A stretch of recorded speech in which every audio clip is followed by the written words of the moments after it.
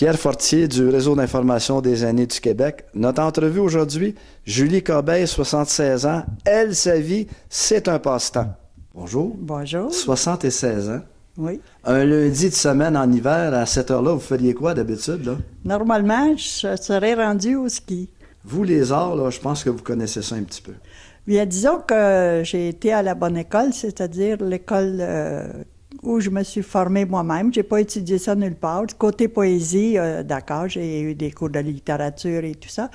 Mais pour faire mes tableaux, c'est venu comme ça, tout en travaillant avec mes fils qui faisaient des montages, pas des montages, mais des herbiers pour leurs études en botanique.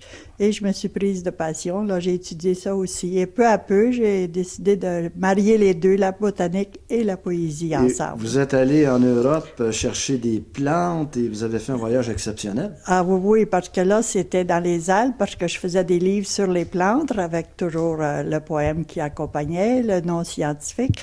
Et puis, j'avais fait un peu le tour du Québec et je rêvais de faire avec les Alpes. J'ai fait mon livre Bouquet des Alpes, qui a pris quand même beaucoup de temps pour cueillir les plantes, parce qu'on n'a pas le droit d'aller dans les sentiers, donc il fallait que je trouve des endroits qui étaient sauvages.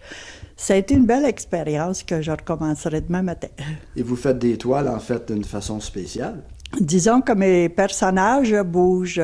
C'est pas la petite fleur simple collée, c'est des personnages en mouvement. Ça peut être un pêcheur, un alpiniste, des jeunes qui vont jouer avec des cerfs-volants. Et tout ça, c'est avec des plantes, des samarres, des écorces d'arbres que je ramasse l'hiver par terre en raquette, parce qu'on les voit bien sur la neige. Et puis, il n'y a pas de maringouin par ça.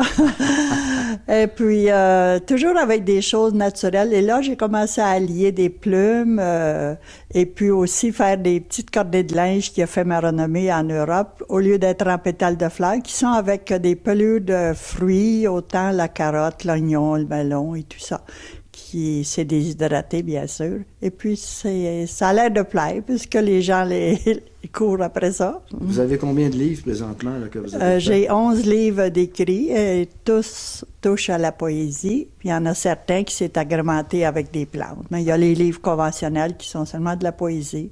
Disons qu'avec les tableaux, qui j'illustre aussi, ça m'a permis, je pense, de faire une belle carrière en botanique. Ça serait quoi le message que vous diriez aux gens, là? Ben, moi, je suis chez moi, je sais pas quoi faire. Vous leur diriez quoi à ces gens-là? D'abord, de chercher ce qu'on aime et d'avoir de la persévérance et ne jamais lâcher. Ben, merci, Julie. Ben, merci.